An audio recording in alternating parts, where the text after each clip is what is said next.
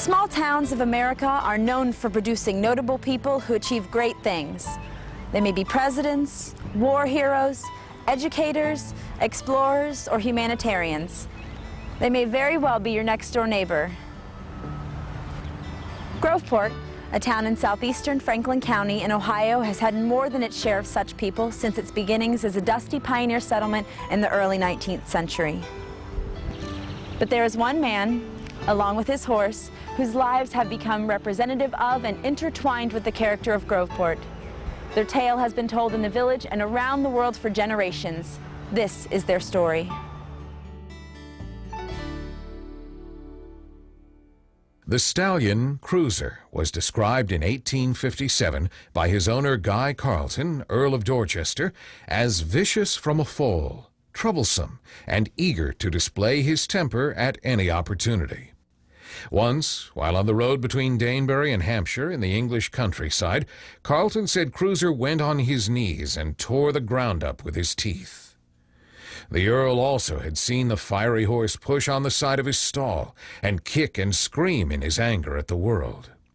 Once, while in one of his rages, Cruiser bit through an iron bar 1 inch thick.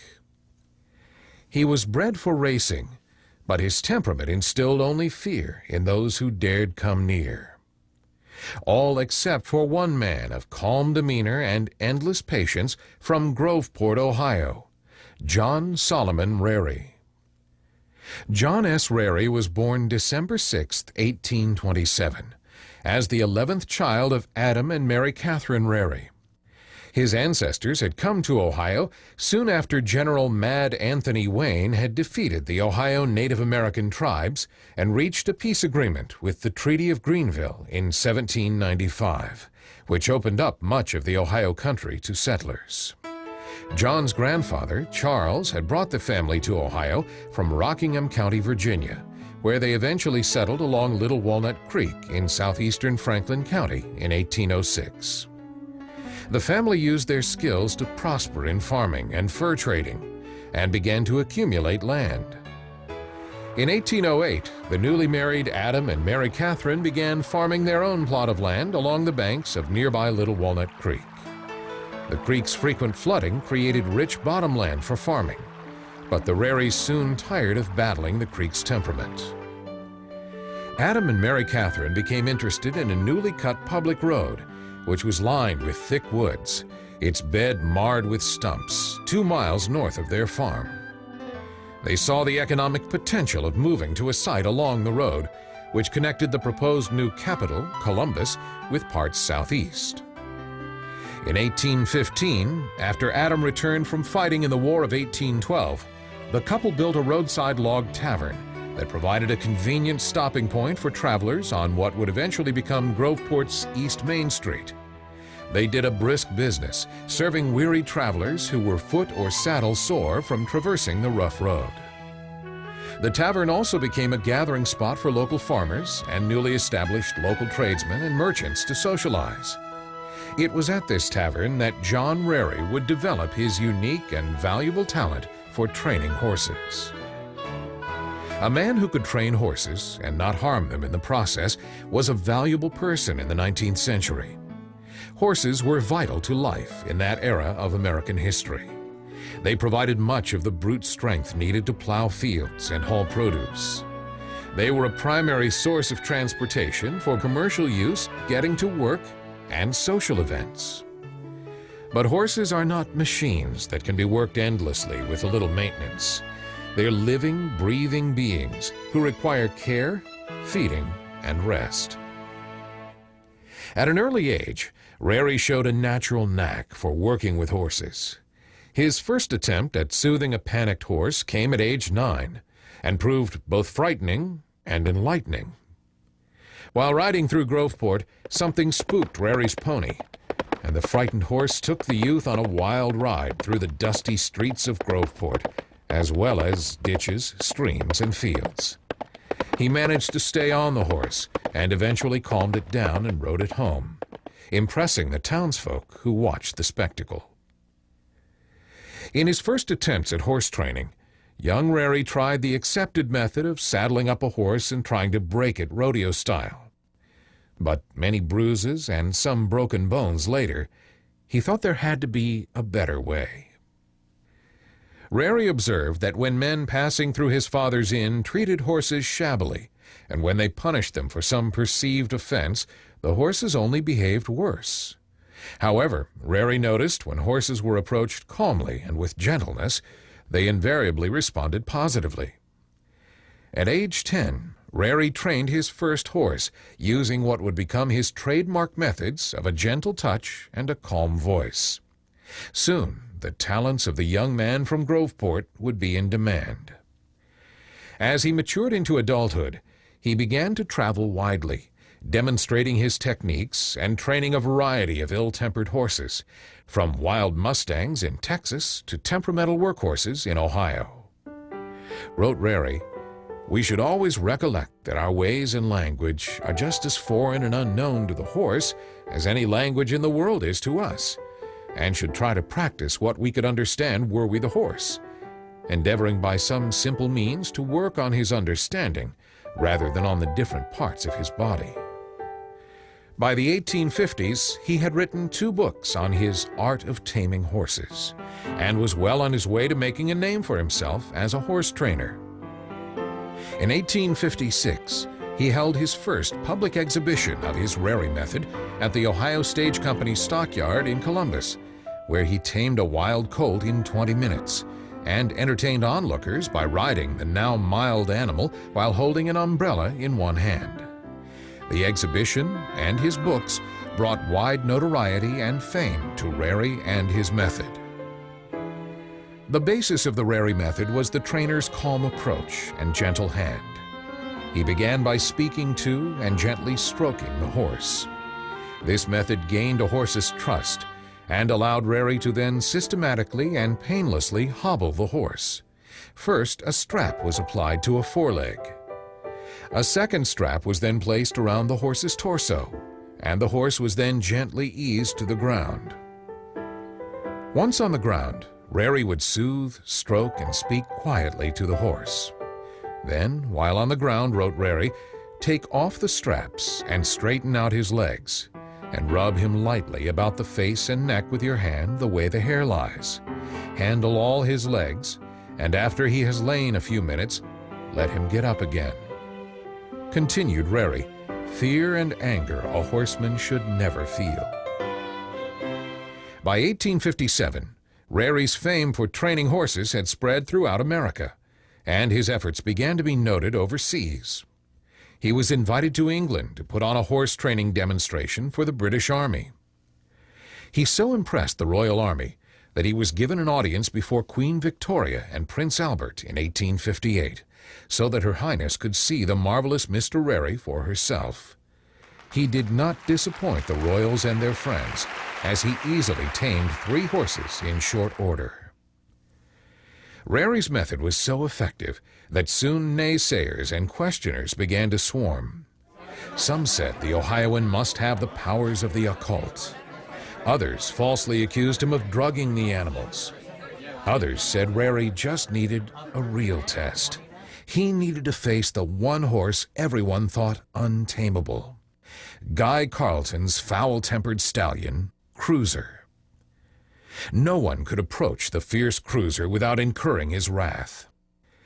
If Mr. Rarey would try Cruiser, wrote the famed English horse racing correspondent Argus in 1858, and if he can ride him as a hack, I would guarantee him immortality without a single further advertisement, and an amount of ready money that would make a British bank director's mouth water.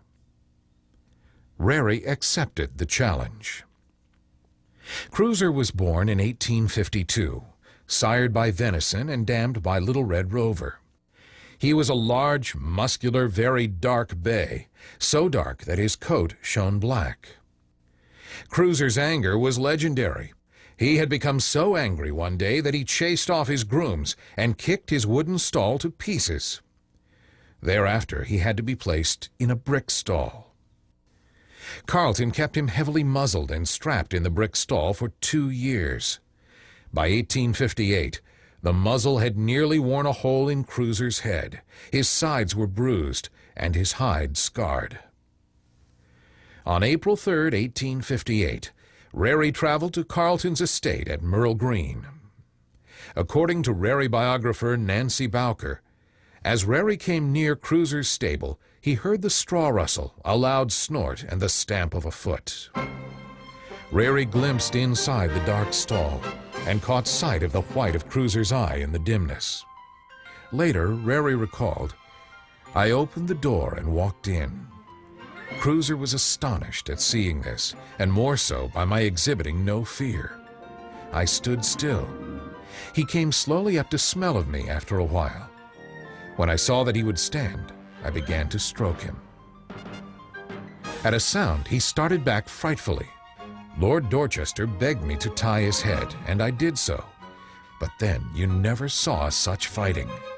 Knowing he would either kill himself or tear down his box, I released him and began all over again." Carleton told the 5'9", 160-pound Rarey to give up on the massive beast for his own safety. But Rarey simply asked the Earl not to interfere and went about his work. As Cruiser calmed a bit, Rarey positioned himself under a hay wagon. After a while, Cruiser cautiously began to nibble at the hay, and that's when Rarey applied the foreleg strap. A struggle ensued, but Rarey kept at it, letting Cruiser tire himself out. Rarey eased Cruiser to the ground and softly spoke to the horse. He stroked him gently, earning Cruiser's trust. It wasn't long before Rarey saddled him up and came out of the stall riding the once fearsome horse. Rarey and Cruiser became a sensation, and the Ohioans soon took ownership of the once untamable stallion. They traveled widely in Europe, the Middle East, and America, putting on exhibitions. In the process, Rarey and Cruiser gained fame and fortune. Everyone seemed to know the story of Rarey and Cruiser. So much so that they were easily referenced in popular culture, in books such as Little Women, where the young heroines are told to stop playing Rarey with the cat.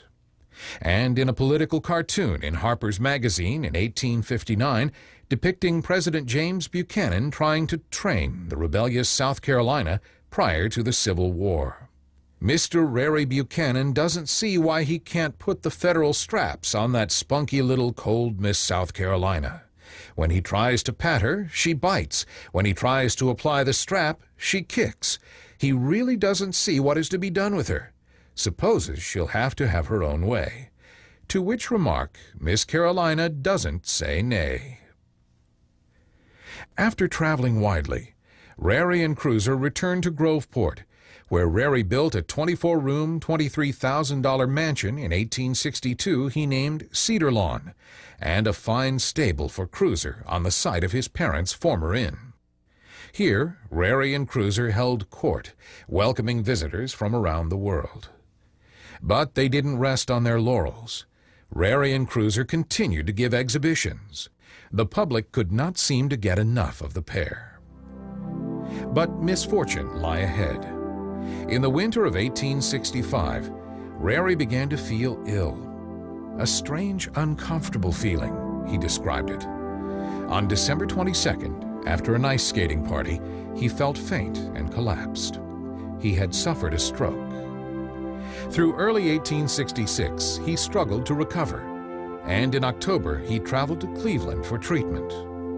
On October 4th, around 2 p.m., Rarey suddenly felt a piercing pain in his head. A doctor came, but not much could be done. As he lay in a lounge chair, Rarey was heard to say, "If I could only get back once more to the old farm and put my arms around my dear horse's neck, I believe I should get well." After an hour, he simply said, "I am dying." 20 minutes later, John S. Rarey was dead at the age of 38. He's buried in the family plot here in Groveport Cemetery. The Columbus Gazette wrote, "J.S. Rarey belonged not only to us, not alone to Ohio, not alone to America. The world claims him as one who had benefited the human race." Rarey took good care of Cruiser in his will, and the proud stallion lived on, though it is said the horse noticeably mourned the loss of his friend, and gradually returned to his defensive, antisocial ways. Family members noted Cruiser often pinned his ears back, wrinkled his nose, and angrily drove people away. By 1875, Cruiser was 23 years old, and his teeth had been worn away by eating grain. He was given special soft food, but it was clear Cruiser's days were coming to an end. On a rainy July 7th, Cruiser lay down for the last time. His worldwide fame confirmed with an obituary in the New York Times. Cruiser's precise burial place is not known, but it is speculated his grave is not far from where his old paddock once stood, behind Cedar Lawn, a site that is now a football field behind the former Groveport Madison High School on Main Street. That school, built from 1952 to 1956, sits on land once occupied by Adam Rarey's Tavern and Cedar Lawn. Rarey's mansion, which became the Elmont Hotel in the 20th century, was torn down to make way for the new school. Rarey and Cruiser were not forgotten in Groveport. In the 1920s, Dorwin Sims, superintendent for Groveport Madison Schools, suggested the school district adopt Cruiser as its mascot because of Rarey and Cruiser's example that by combining intelligence, discipline, patience, and strength, one would attain success, whether it be in the classroom, the playing field, or in the life one chose to live. The school's colors of red and black honor Cruiser's dark coat and fiery spirit. For more than a century, John S. Rarey and Cruiser have long been a source of inspiration to Groveport athletes on the courts and playing fields. With Cruiser as their mascot, the citizens and students of Groveport and the Groveport-Madison Local School District have a common bond rooted in the community's rich history. No matter how diverse they all may be, they can all embrace the sense of place and sense of identity provided by the lives of Rarey and Cruiser. The story of John S. Rarey and Cruiser has been told for generations in Groveport. The pair remains a symbol of determination and spirit that the townsfolk rally around and draw strength from. This man and this horse provide a common link for the people of the community to Groveport's past and to each other. It reinforces the connection to those who have gone before and who built the community, not just with bricks and mortar, but with intelligence and heart. The story of the bond between Rarey and his beloved Cruiser gives the village's personality a depth of meaning that touches all who live in Groveport. Rarey and Cruiser will forever live on in the hearts and minds of the people of Groveport and Madison Township.